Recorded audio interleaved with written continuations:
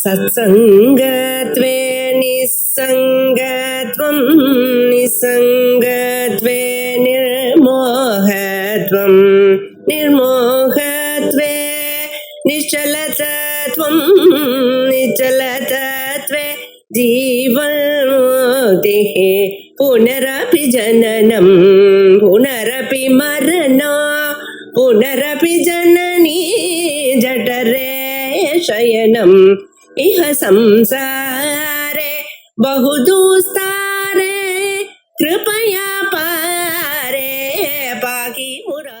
प्रपंचो यदि विद्येत निवर्तेत न संशयः माया मात्रमिदं द्वैतम् अद्वैतं परमार्थतः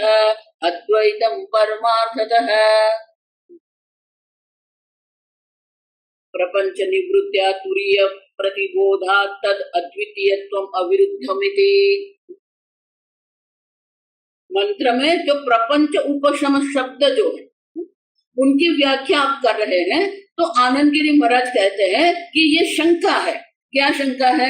कि अगर प्रपंच की निवृत्ति, प्रपंच निवृत्त्या तुरीय प्रतिबोधा, प्रपंच की निवृत्ति से तुरीय आत्मा का प्रतिबोध होता है, अगर आप ऐसा कह रहे हैं, आप समझो ठीक से, तो आपके सिद्धांत से विरुद्ध हो गया। क्यों? क्योंकि आप प्रपंच का उपशम कह रहे हैं, तो प्रपंच है, द्वैत है, आप द्वैत का स्वीकार कर रहे हो। आप द्वैत का स्वीकार करके आपके सिद्धांत से ही विरुद्ध हो गए। तो उनका अर्थ क्या होता रही? पूर्व प्रपंच निवृत्ते अनिवृत्तस्य तस्य सत्वात् अद्वैतम से सैतुम अर्हति। प्रपंच की निवृत्ति, निवृत्ते है निवृत्तस्य तस्य सत्वात् न अद्वैतम, क्योंकि प्रपंच की निवृत्ति से ही उनका अद्वैत है। आप देखो, अन्यथा ग्रहण जो है उनकी निवृत्ति कैसे होगी? प्रपंच की निवृत्ति से होगी। तो अद्वैत की आप बात कर रहे हैं, लेकिन आप सिद्ध जो कर रहे हो वो तो द्वैत है। आप ही कह रहे हो प्रपंच, आप समझे? तो एक तुरीय आत्मा है, दूसरा प्रपंच है, इस प्रकार से आप तो दो कह रहे हो। और इसलिए हम कल देखा हमने कि शंकराचार्य जी ने भी क्या कहा? प्रपंच निवृत्त्या चेत् प्रतिबुध्यते अनिवृत्ते प्रपंच कथम अद्वैतमिति। जब तक, देखो इसीलिए मैं कह रही हूं, ऐसा मत मानो कि ज्ञान के बाद अद्वैत है, पहले द्वैत है और फिर अद्वैत है, पहले जीव है और फिर वो ब्रह्म बनता है। नहीं, ये वेदांत नहीं है। जो पहले द्वैत का स्वीकार करने वाला है वो वेदांत नहीं है।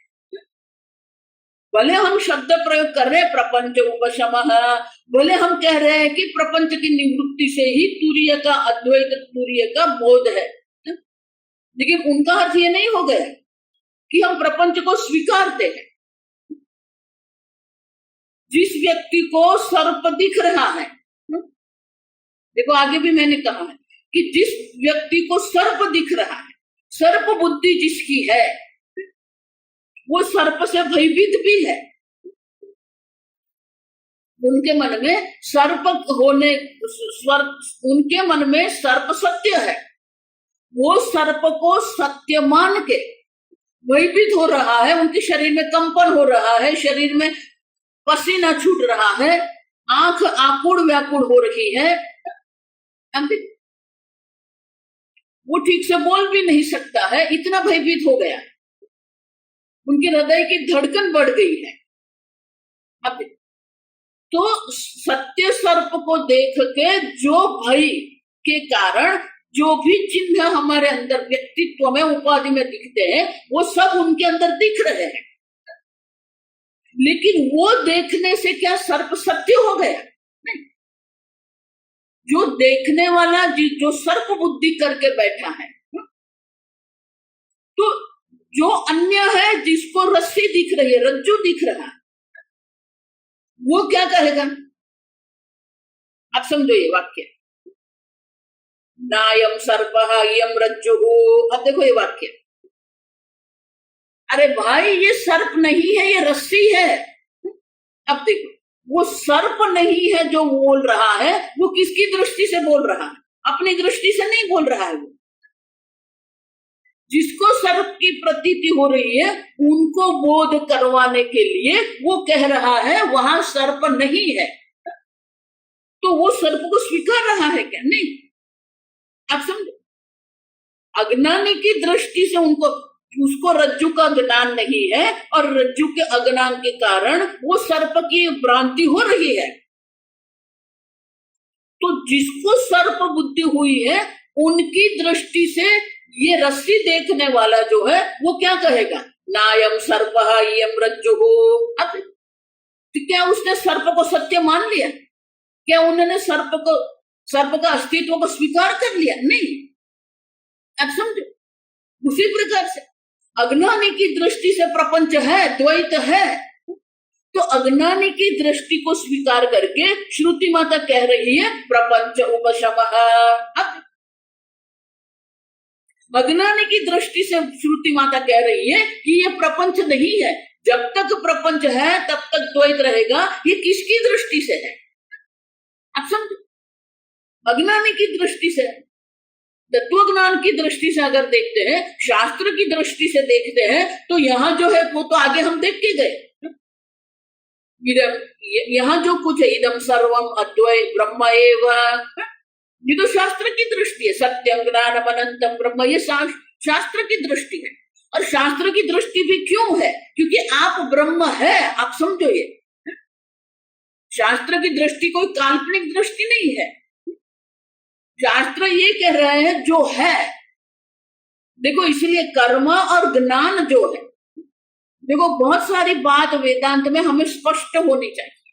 पहली बात ये है कि कर्म जो है वो पुरुष तंत्र, आपके पर आधारित, कर्ता पर आधारित कर्म है। कर्ता के संकल्प से कर्म होते हैं, लेकिन ज्ञान पुरुष तंत्र नहीं है। वो आपकी इच्छा पर, आपके संकल्प पर आधारित नहीं है। ज्ञान वस्तु तंत्र है।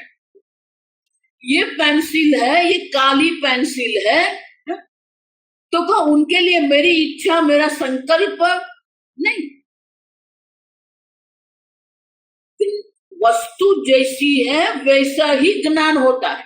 वो आपकी इच्छा, आपके संकल्प पर आधारित नहीं है। आप समझो, जैसी वस्तु है वैसा ज्ञान होता है, उसी को ज्ञान कहेंगे। वस्तु तंत्र ज्ञान है। तो आप ब्रह्म है, ये ज्ञान है। आपको ब्रह्म बनाना नहीं है, जीव की निवृत्ति करनी नहीं है।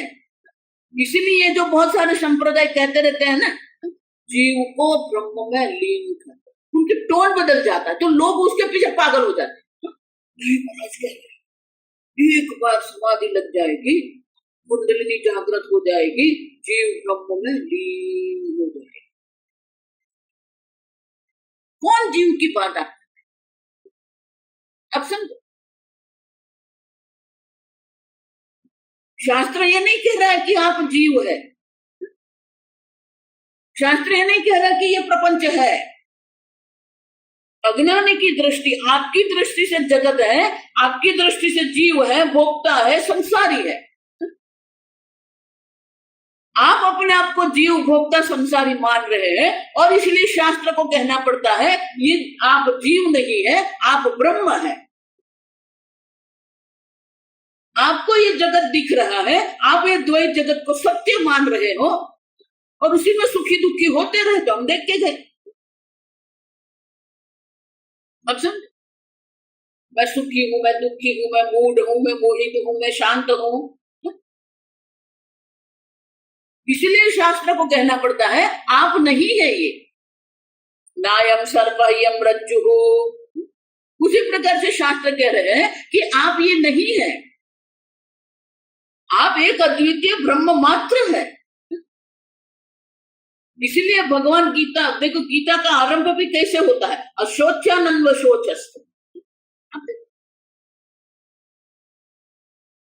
गीता में भगवान, गीताचार्य भगवान शोक को अपनाते नहीं है, शोक को स्वीकारते नहीं है। आप समझो, ऐसा नहीं कि आप शोकग्रस्त है और आपको शोक से निवृत्त करना है, नहीं। भगवान का वाक्य क्या है? अशोच्यानंद, जो शोक करने योग्य नहीं है उनके लिए तू शोक कर रहा है। माने शोक की कोई संभावना ही नहीं है। पूरे दूसरे अध्याय में भगवान ने जो किया है कि शोक की संभावना नहीं है। आप समझो, शोक की निवृत्ति नहीं कर रहे हैं भगवान। भगवान ये सिद्ध करते हैं कि शोक की कोई संभावना नहीं है। न तुम शोचितुम अर्हसि। आत्मा की दृष्टि से आप देखते हैं तो शोक है ही नहीं। अब देखो, एक अद्वितीय आत्मा न जायते म्रियते वा कदाचित अनाशिनो प्रमेयस्य। आप तो जन्म मृत्यु रहित अजो नित्य शाश्वतोयम पुराण। तो आत्मा तो अजर अमर है, न जन्म है न मृत्यु है, जन्मादि भाव विकार रहित है। हम देखें तो आत्मा की दृष्टि से कोई शोक की कोई संभावना ही नहीं है, क्योंकि आप तो जन्म मृत्यु रहित है। आप कोई कर्म कर ही नहीं रहे, न करता है न भोगता है। आप स्थूल शरीर की दृष्टि से जन्म मृत्यु है, तो भगवान कहते हैं कि आप तो देह में रहने वाले देही हो, आप देह नहीं है। मन की दृष्टि से कर्तृत्व भोक्तृत्व है। भगवान कहते हैं नायम हंति न हन्यते, ना आप करता है ना भोगता है। तो शोक किसके कारण होगा? अब सब तत्व की दृष्टि से देखते हैं तो शोक की कोई संभावना नहीं है। लेकिन आप शोकग्रस्त है तो वो उनको स्वीकार करके भगवान को बोलना पड़ता है अशोच्यानन्व शोचस्वम। जो शोक करने योग्य नहीं है उनके लिए तू शोक कर रहा है।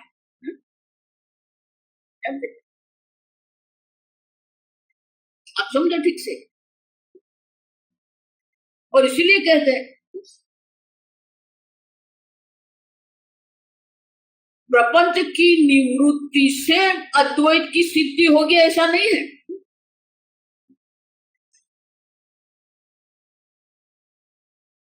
हम ये नहीं कह रहे कि ये प्रपंच है और प्रपंच की आप निवृत्ति करो। आप समझो। और इसीलिए श्लोक में क्या कहते हैं, तो भाष्यकार उनका उत्तर देते हैं। भाष्य पढ़ेंगे। उच्यते उच्यते सत्यमेवं स्यात् सत्यम एवं स्यात् प्रपंचः यदि विद्येत प्रपंचः यदि विद्येत रज्ज्वां सर्पः इव रज्ज्वां सर्पः इव कल्पितत्वात् कल्पितत्वात् न तु सः विद्यते न तु सः विद्यते। प्रपंचो यदि विद्येत, अगर प्रपंच है, आप यदि विद्येत मानी क्या है? तात्विक दृष्टि से देखते हैं तो प्रपंच है ही नहीं। आप समझो। जिस प्रकार से रज्जु में सर्प नहीं है, भले वो सर्प देख रहा है लेकिन रज्जु में सर्प नहीं है। रज्ज्वां सर्प विकल्पितत्वात्, जिस प्रकार से रज्जु में सर्प कल्पित है, न तो सविद्यते, वो है ही नहीं। उसी प्रकार से प्रपंच नहीं है। प्रपंचो यदि विद्येत, अगर प्रपंच है, अब समझो, तो फिर क्या है? निवर्तयेत न संशयः। इसलिए आगे शंकराचार्य विद्यमान विद्यमानः चेत् विद्यमानः चेत् निवर्तेत न संशयः निवर्तेत न संशयः नहि रज्ज्वां भ्रांति बुद्ध्या कल्पितः सर्पः भ्रांति बुद्ध्या कल्पितः सर्पः विद्यमानः सन् विवेकतः निवृत्तः।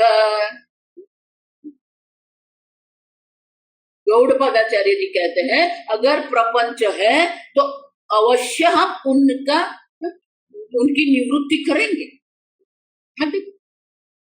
निवर्तेत न संशय, उनमें कोई संशय नहीं है। अगर आप प्रपंच सिद्ध कर देते हैं तो फिर हम उनकी निवृत्ति करेंगे, लेकिन प्रपंच सिद्ध होता ही नहीं है। सदैव सौम्येदमग्र आसीदेकमेवाद्वितीय, ये दृष्टि है। यहाँ जो कुछ है वो एक सद ब्रह्म मात्र है। सृष्टि के आरंभ में भी सब सद ब्रह्म था, अब भी वो सद ब्रह्म ही है। तो बोले ये देख रहा है, दिख रहा है, वो क्या है? अनुभव में आ रहा है, वो क्या है? वाचारंभणं विकारो नामधेय, आपकी वाणी में ये नाम घट है, आपकी वाणी में नाम जगत है, आपकी वाणी में ये शरीर है।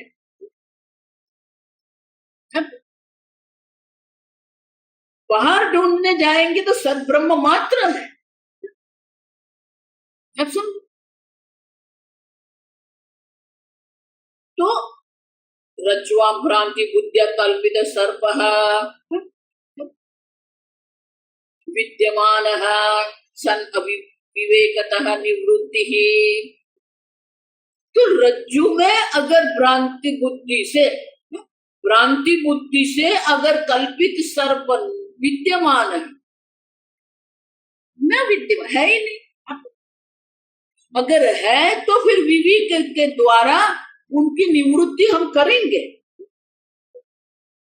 लेकिन जिस प्रकार से रज्जु में सर्प कल्पित है, उसी प्रकार से ये ब्रह्म जो है उसी में ये संपूर्ण प्रपंच कल्पित है। देखो, इसीलिए मैं कह रही हूं संपूर्ण वेदांत दो ही है, देखते हैं या है। जगत दिखता है या जगत है, सूर्योदय दिखता है या सूर्योदय है, आकाश की नीलिमा दिखती है या आकाश की नीलिमा है। आप सब तो ये कल्पित है। अगर आप सिद्ध कर दे कि ये प्रपंच है तो अवश्य हम उनकी निवृत्ति करेंगे। आप सब है ही नहीं, तो अगर है ही नहीं तो फिर प्रपंच उपशम क्यों कहते हैं? अज्ञानी की दृष्टि से हम कह रहे हैं प्रपंच उपशम।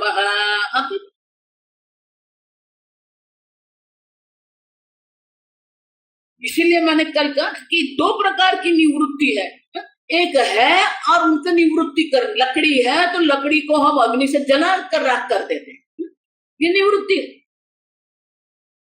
अच्छा, लेकिन जो है ही नहीं लेकिन दिख रहा है तो उनकी निवृत्ति करना में क्या है? उसको बाधित करना है। जो आप उनको सत्य मान के चल रहे हैं उनकी सत्यता की निवृत्ति हमें करनी है। मृग जल जो हमें दिख रहा है, तो जल जो हमें दिख रहा है उनको सत्य बुद्धि हम करते हैं, क्योंकि उसमें वृक्ष का प्रतिबिंब भी हमें दिख रहा है। समीप जाके जब हम देखते हैं तो हमें ज्ञान होता है कि तो सूखा रास्ता है। आप सुनिए, फिर अगर हम दूर जाएंगे तो पुनः हमें जल का दर्शन होता है। फिर वो हमारी बुद्धि में जल की सत्यता नहीं है, मृग जल है, समझ में आ रहा है? पहले हम उनको जल मान के, सत्य जल मान के हम वहां जाते हैं, फिर हम देखते हैं कि वहां नहीं है।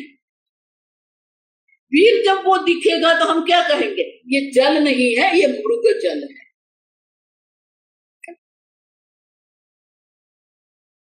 तो जल दिखता है, जल नहीं है।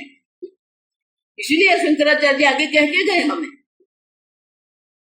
कि मृग जल से ये जो रेत है, न पंखी करोति मृग जलम, मृग जल कभी भी ये रेत को कभी भिगो नहीं सकती है, क्योंकि है ही नहीं। और इसीलिए कहते हैं कि ये दिख रहा है नहीं। प्रपंच उपशम करके हम प्रपंच की सत्यता को नहीं स्वीकारते। अज्ञानी की दृष्टि से प्रपंच उपशम कहना।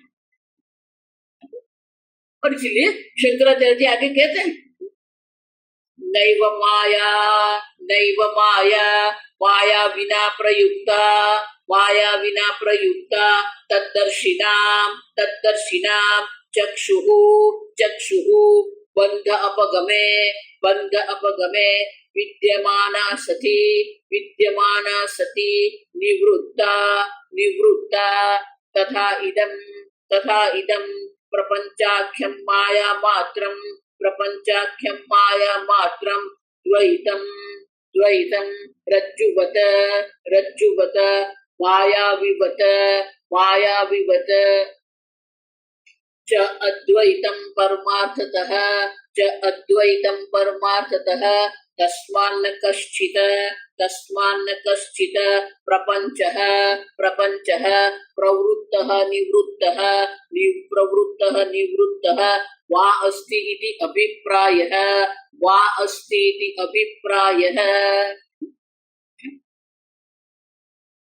न एव मायाविना प्रयुक्ता मायावी के द्वारा जो प्रयुक्त है तद्दर्शिनां चक्षुर्बंध अपगमे विद्यमाना सती निवृत्ता माया मानी जादू मायावी मानी की जादूगर के द्वारा जो चक्षुबंध वो वशीकरण के कारण जो नहीं है वो हमें दिखाता है वो उसको चक्षुबंध कहता है। समझ तो चक्षुर्बंध जो है हमें उस प्रकार से वो हमारे मन को उस प्रकार से वो वशीकृत करता है कि जिसके कारण हमें बहुत कुछ दिखता है। तो उस तद्दर्शिनाम तो उनको बहुत कुछ दिखता है। आप देखो तो जादूगर की जादूगरी से बहुत कुछ हमें दिख रहा है और हम देखते हैं। दर्शिना देखने वाले हम हैं, लेकिन उनका कारण क्या है? चक्षुर्बंध। अब देख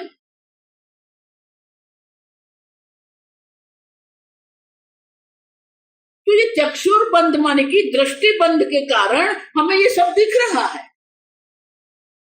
तो जब ये दृष्टिबंध जो है उनकी जब निवृत्ति हो जाती है तो क्या होता है? चक्षुर्बंध अपगमे विद्यमाना सती निवृत्ता। अब कुछ नहीं दिखेगा। उसी प्रकार तो ये प्रपंच जिसको हम कह रहे हैं तथा तात्विकम अद्वैतम,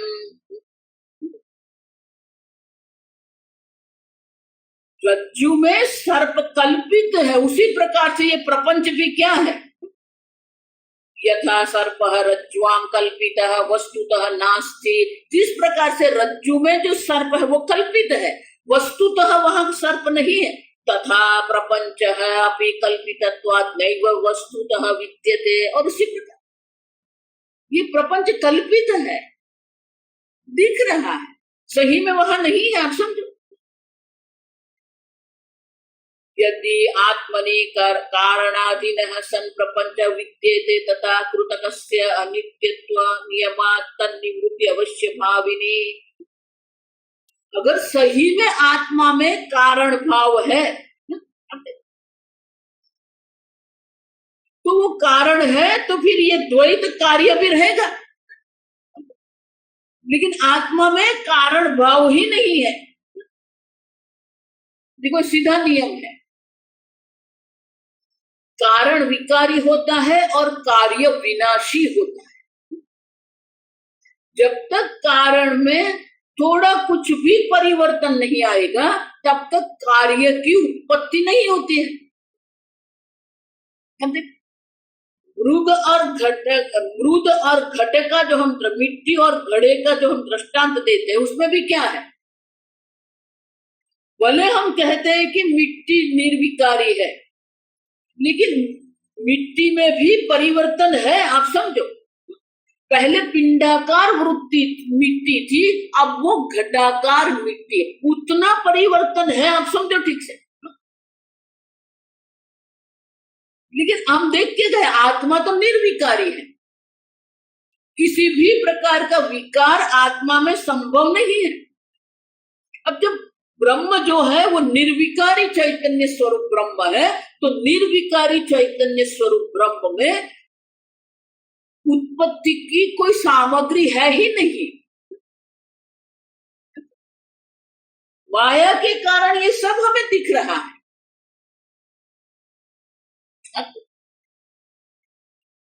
और इसीलिए श्रुति माता क्या कहते, माया मात्रमिदं द्वैतम, माया के कारण ये सब हमें दिख रहा है। जो द्वैत हम जिसको कहते हैं वो माया मात्र है, हमें दिख रहा है, सही में वह है ही नहीं। आप समझे, प्रपंचस्य मायया विद्यमानत्वं न तु वस्तुत्वम् इति। ये संपूर्ण जो प्रपंच हमें दिख रहा है वो माया मात्र है। माया मात्र माने कि कल्पित है, दिख रहा है, अनुभव में आ रहा है, इसलिए वो सत्य नहीं बन जाता है। आप समझ, तो जिसको सर्प दिख रहा है उनकी दृष्टि से हमें कहना पड़ता है सर्पो हि रज्ज्वा भ्रांत्या कल्पितः नायं सर्पः रज्जुः एषः एव इति विवेक दिया निवृत्तः नैव वस्तुतः विद्यते। देखिए, विवेकतः निवृत्तः, तो हमें जो करना है वो क्या है, सर्प की निवृत्ति नहीं करनी है, विवेक करना है। जो जो हमने अपने आप पर अध्यारोप करके रखा है वो अध्यारोप की हम निवृत्ति कर रहे हैं। और वो निवृत्ति के लिए क्या करना पड़ेगा, विवेक करना पड़ेगा। विवेक धिया निवृत्तः नैव वस्तुतः विद्यते। विवेक के कारण जिसकी निवृत्ति होती है तो वो प्रतीति काल में भी उनका अस्तित्व नहीं होता है।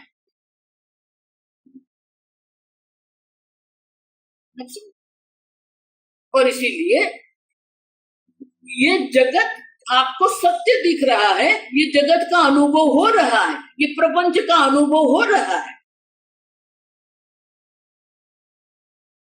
लेकिन तात्विक दृष्टि से देखते हैं तो है ही नहीं। देखो, इसलिए भगवान का जो वाक्य है, लोग भगवान के वाक्य को बहुत हल्के से लेते हैं। आप समझे, भगवान क्या कहते हैं, सतः अभावः न विद्यते। ये सत ब्रह्म जो है, जो आप है, जो आत्मा है, उनका अभाव कभी भी नहीं होता। और जब उनका अभाव ही नहीं होता है तो उनकी मृत्यु की संभावना कहां पर है। आत्मा में मृत्यु कल्पित है। असतः भावः न विद्यते। और जो ये असत है, जो विकारी जगत जो है, वावहन, उनका अस्तित्व है ही नहीं। अर्जुन, भगवान पहले से ही कह देते हैं असतः वावहन न विद्यते। अब अर्जुन को वो समझ में नहीं आया, इसलिए 18वां अध्याय तक भगवान चलते रहे। तो भगवान का ये प्रपंच को सत्य सिद्ध करके बोल रहे हैं, नहीं, वो तो आगे ही कह के गए, असतः वावहन न विद्यते। अर्जुन, ये असत जो है, जो विकारी जगत है, उनका अस्तित्व नहीं है।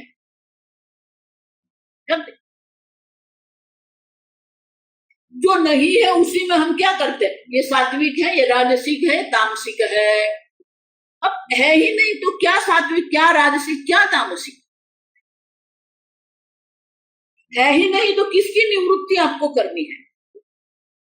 और इसीलिए दूसरी पंक्ति में गौड़पादाचार्य जी कहते हैं, माया मात्रमिदं सर्वम। माया मात्र है, माया मात्र माने कल्पित मात्र है।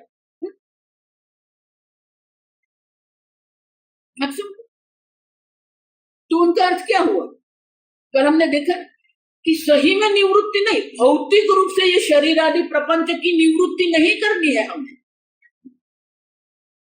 सूर्योदय हमें दिख रहा है, तो सही में सूर्योदय नहीं हो रहा है। जब हमें विज्ञान में ये ज्ञान होता है कि पृथ्वी गोल है, देखो हम ये गैलीलियो कह के नहीं गया कि पृथ्वी गोल है। अब हम जिसको जियोग्राफी अंग्रेजी में कहते हैं उनका अनुवाद ही क्या है? भूगोल। आप देखो,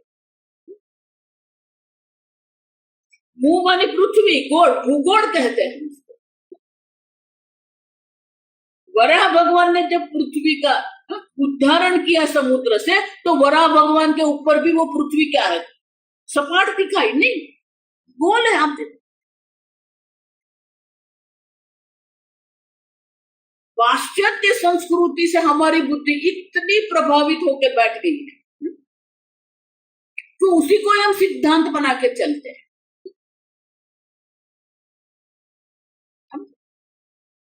तो पृथ्वी गोल है और वो घूम रही है अपने धरी पर, वो भी हम जानते थे। और उनके कारण हमें सूर्योदय सूर्यास्त की अनुभूति हो रही है। तो पृथ्वी पर जो मनुष्य है उनकी दृष्टि से सूर्योदय सूर्यास्त है। आप समझ रहे? पृथ्वी की दृष्टि से सूर्योदय सूर्यास्त है। अब पृथ्वी से ऊपर उठ जाए फिर क्या सूर्योदय क्या सूर्यास्त है?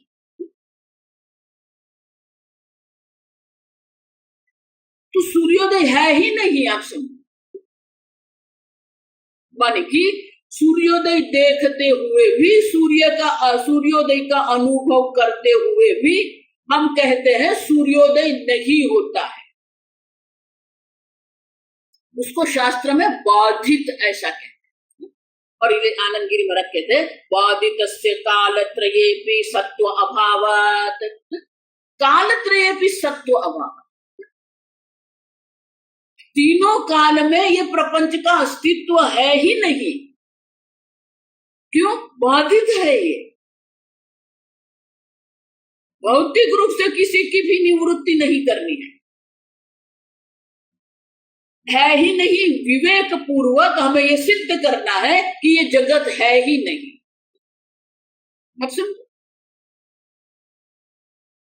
मायावी जो हमें दिखाता है, तो जब उनकी प्रतीति हो रही है तब भी कोई चीज वहां पर है ही नहीं। हम आगे देख के देख, वो रज्जू बनाया, रज्जू को ऊपर फेंक दिया, वो रज्जू को ऊपर फेंक के वो ऊपर गया, कुछ भी नहीं। वो तो यहाँ ही है, रंगमंच पर ही वो तो खड़ा है।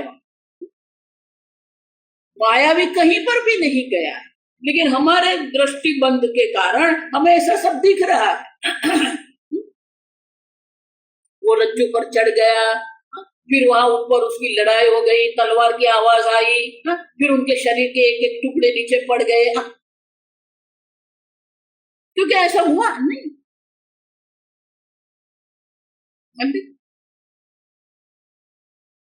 तो ये चक्षुबंध जो है, माया दर्शन अवताम चक्षुर्गतस्य यथार्थ दर्शन प्रतिबंधकस्य अपगमे सति समुत्पन्न सम्यक दर्शतः निवृत्ता सति नैव वस्तुतः विद्यमान। तत्व विवेक से जब हमें ये ज्ञान होता है कि ये जगत है ही नहीं, तो उनका अर्थ क्या हुआ? जब वो दिखता था तब भी वो नहीं। और इसीलिए गौड़पादाचार्य जी कहते हैं प्रपंचो यदि विद्येत निवर्तेत न संशय। अगर ये प्रपंच सही में है तो हम अवश्य उनकी निवृत्ति कर लेंगे, उनमें कोई संशय नहीं। लेकिन है ही नहीं, किसकी निवृत्ति आपको करनी है? माया मात्र विदम द्वैतम, ये द्वैत जो है वो माया मात्र है।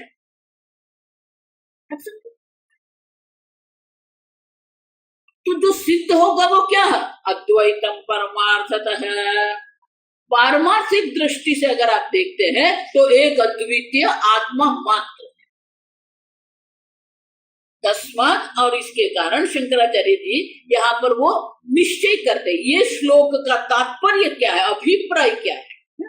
तस्मात् न कश्चित् प्रपंचः प्रवृत्तः निवृत्तः वा अस्ति इति अभिप्रायः। न तो प्रपंच था और उनकी निवृत्ति हुई, ऐसा है ही नहीं। न प्रवृत्तः न निवृत्त। पहले प्रपंच था प्रवृत्त और अब उनकी निवृत्ति हो गई निवृत्त। नहीं, इसलिए मैं कहती हूँ बार बार कि न जायते म्रियते वा कदाचित। यहाँ महत्व का वो क्या है? कदाचित, कभी भी। त्रय काले त्रयेपि, जब आप अपने बारे में जन्म मृत्यु वाले आप अपने को मान रहे हैं, तब भी आपका जन्म नहीं हुआ है, कदाचित न जायते। शरीर का जन्म हुआ है और शरीर का भी जन्म नहीं हुआ, क्योंकि प्रपंच है ही नहीं। अब किसके जन्म की बात कर रहे हैं, किसकी मृत्यु की बात कर रहे हैं?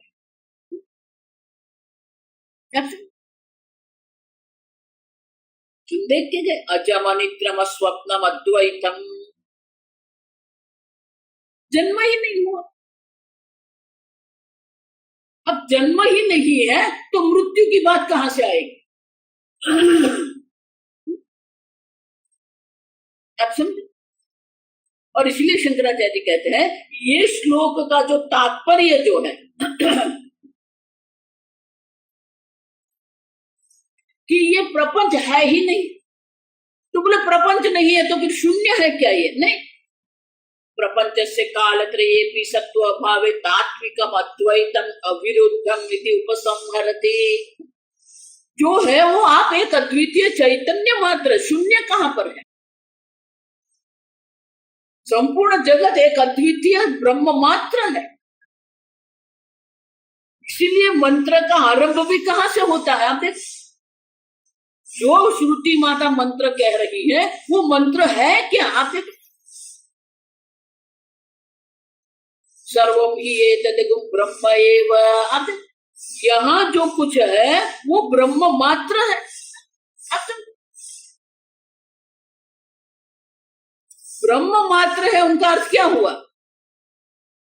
सर्वगुण ही एतद् ब्रह्म, अयम आत्मा ब्रह्म।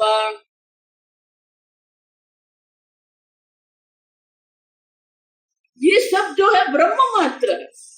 प्रपंच कहां पर है? और इसलिए शंकराचार्य कहते हैं न तो प्रपंच की प्रवृत्त हमारी उत्पत्ति हुई है, न प्रपंच का निवृत्त हमारी की उनका संहार हुआ।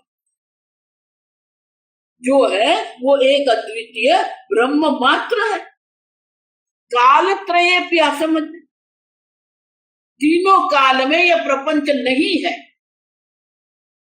जिस प्रकार से रज्जु में सर्प नहीं है, दिख रहा है। आप समझ, इसीलिए बहुत सारे महात्मा क्या कहते हैं, वो उनका पतन हो गया, वो जीव बन गए।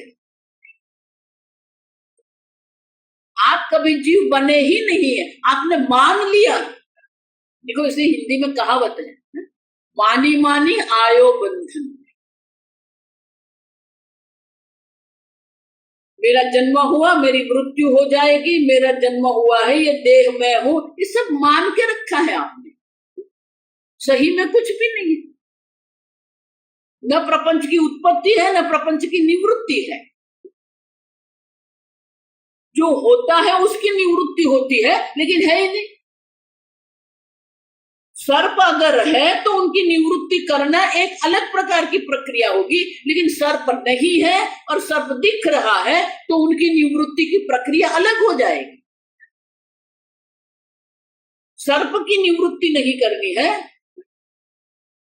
सर्प बुद्धि की निवृत्ति करनी है। उसी प्रकार से प्रपंच की निवृत्ति नहीं करनी है, प्रपंच की सत्यता की निवृत्ति करनी है। एक बार वो सत्यता की निवृत्ति हो जाती है, वो संपूर्ण प्रपंच बाधित हो जाता है। संपूर्ण प्रपंच बाधित, वो दिख रहा है, दिखने दो। जिस प्रकार से रेत में हमें मृगजल दिख रहा है तो उससे क्या वो गीला हो जाएगा? नहीं, रेत कभी गीली नहीं होती है क्योंकि है ही नहीं वहां पर। उसी प्रकार से ये प्रपंच दिख रहा है, दिखने दो, आपको क्या है उससे? माया मात्रम इदम द्वैतम, अद्वैतम परमात्मा। और इसीलिए गौड़पादाचार्य कहते हैं कि अगर आप प्रपंच है ऐसा सिद्ध करेंगे तो अवश्य हम उनकी निवृत्ति आपको कर देंगे, लेकिन वो सिद्ध नहीं होता है। संपूर्ण भगवत गीता में भगवान यही सिद्ध करते हैं कि ये प्रपंच सिद्ध नहीं होता है, संसार सिद्ध होता ही नहीं है।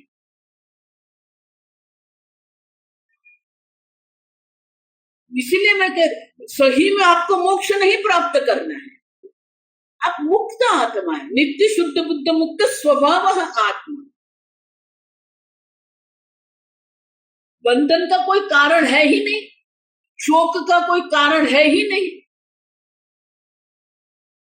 बंधन आप सिद्ध करेंगे तो मोक्ष की बात हो जाएगी, लेकिन नहीं, आप नित्य मुक्त आत्मा।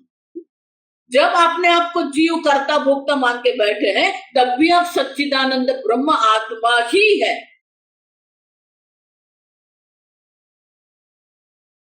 अध्यारोप करके जो रखा है, ये अध्यारोप की निवृत्ति करनी है। अदृष्टम अग्राह्यम अव्यवहार्यम, देखो एक एक अध्यारोप की निवृत्ति हमें करनी है। अचिंत्यम, तो श्रुति माता क्या कर रही है? प्रपंच को सत्य नहीं सिद्ध कर रही है, आपने जो अध्यारोप करके रखा है, ये अध्यारोप की निवृत्ति श्रुति माता कर रही है। और इसीलिए जो सिद्ध होता है वो तो क्या है? अद्वैतम परमार्थतः, परमार्थतः। तात्विक दृष्टि से देखते हैं तो अद्वैत माने कि एक अद्वितीय ब्रह्म मात्र,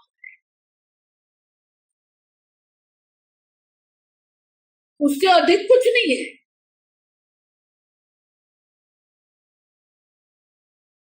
जगत जो दिख रहा है भले दिख रहा है, हमें क्या है उससे?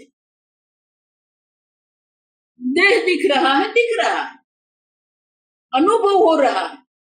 देखो इसलिए वेदांत कहते हैं, द्वैतवादी कहते हैं कि जगत का अनुभव हो रहा है इसलिए वो सत्य है, हम कहते हैं कि उसका अनुभव हो रहा है इसलिए वो सत्य नहीं है। क्योंकि सत्य कभी भी किसी के अनुभव का विषय नहीं बनता, क्योंकि सबको अनुभव करने वाला जो प्रमाता है वो आप है। सर्व प्रकार के अनुभव जिसको हम कहते हैं वो अनुभव करने वाले आप हैं। देखो इसीलिए जितने ध्यान वाले हैं ना, वो बहुत सारे ध्यान के शिविर करते हैं। ध्यान के शिविर के अंत में अंतिम दिन पर क्या करते हैं? आपको क्या अनुभव हो? सब ये अनुभव के चक्कर में ही पड़े हैं।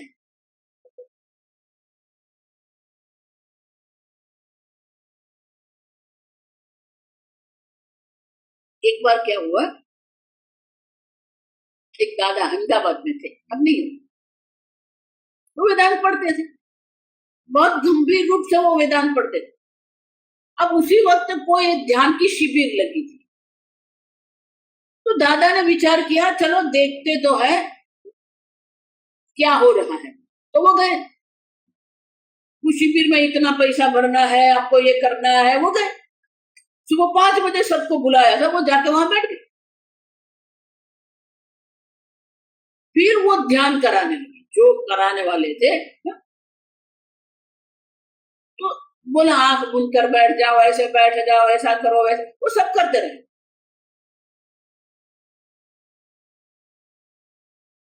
फिर वो इतने अनुभव की बात करने लगे, आप ये है, आप देखो, आप ये है, आपको ये अनुभव होगा। ये सोच रहे हैं कि मुझे तो कुछ अनुभव हो ही नहीं रहा है। तो अचानक किसी ने अट्टहास्य कर दिया, तो वो आंख खोल के देखने लगे, तो उनके बगल में जो बैठे थे वो जोर जोर से हंस रहे, और एक व्यक्ति वहां दूर बैठी है, वो जोर जोर से रो रही है। फिर उन्होंने देखा, तो वो देखते रह गए, कोई हंस रहा है, कोई रो रहा है, कोई का शरीर कंपित हो रहा है। तो वो जो ध्यान करवाने वाले थे उन्होंने दादा को पूछ लिया, आपको कोई अनुभव हुआ कि नहीं? दादा ने बोला नहीं, मुझे तो कोई अनुभव नहीं मिला।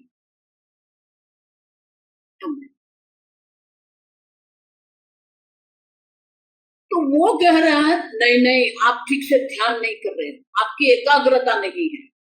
आपके मन में बहुत विक्षेप है, आपका मन तामसिक है, राजसिक है, इसलिए आपको ये सब नहीं हो रहा। ज्यादा शांति से सब सुन दे।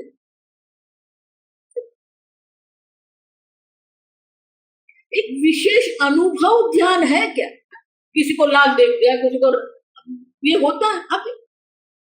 आप ध्यान के शिविर में जाएंगे ना तो अंतिम दिन यही होता है, आपको क्या अनुभव हुआ। और आप अगर कहेंगे आपको कोई अनुभव नहीं हुआ तो आपके ऊपर इतना अध्यारोप करके बता देते ना, आप तामसिक हैं, आप वो है, आप संसारी, क्या क्या नहीं करते लोग। और जो अज्ञानी जन होता है, मूड होता है, वो तो सही में मान रहता। हाँ देखो, मैं तो वो शिविर में गया था, मुझे कुछ नहीं हुआ, उसने बताया, मैं तो तामसिक। इतने सारे अध्यारोप तो है ही, उसके ऊपर एक और अध्यारोप करके रख दिया उसने। ये ध्यान है क्या? ये ध्यान नहीं है, आप समझो, ये टेक्निक है। विशेष प्रकार के अनुभव उनको ध्यान नहीं कहते हम।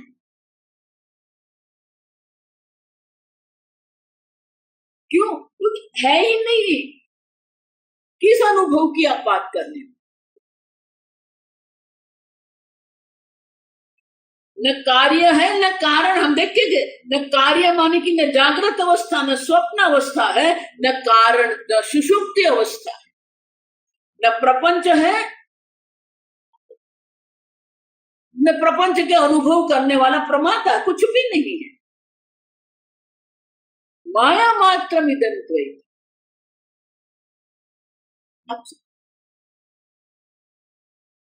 जो है वो एक अद्वितीय ब्रह्म मात्र, ब्रह्म सर्वम सर्वगुण ही एतद ब्रह्म एव।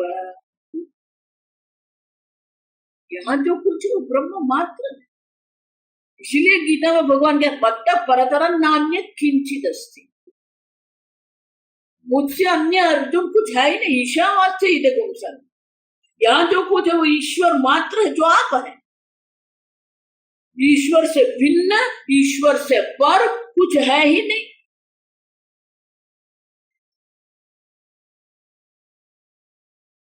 ब्रह्म दृष्टि से देखते हैं तो कुछ नहीं है, न प्रवृत्ति है, न उत्पत्ति है, न निवृत्ति है, न विनाश है। और इसीलिए प्रपंच उपशम शब्द के द्वारा श्रुति माता प्रपंच को सत्य नहीं सिद्ध करती है। अज्ञानी की दृष्टि से श्रुति माता कह रही है ये एक अद्वितीय ब्रह्म में सर्व प्रपंच का उपशम हो जाता है।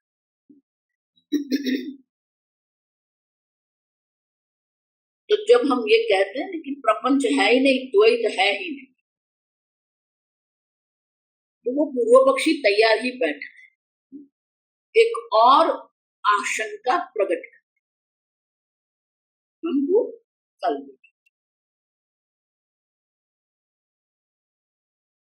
ओम असतो मा सद्गमय तमसो मा ज्योतिर्गमय मृत्योर्मा अमृतंगमय। ओम पूर्णमदः पूर्णमिदं पूर्णात् पूर्णमुदच्यते पूर्णस्य पूर्णमादाय पूर्णमेवावशिष्यते। ओम शांति शांति शांति। हरि ओम। श्री गुरुभ्यो नमः। हरि ओम।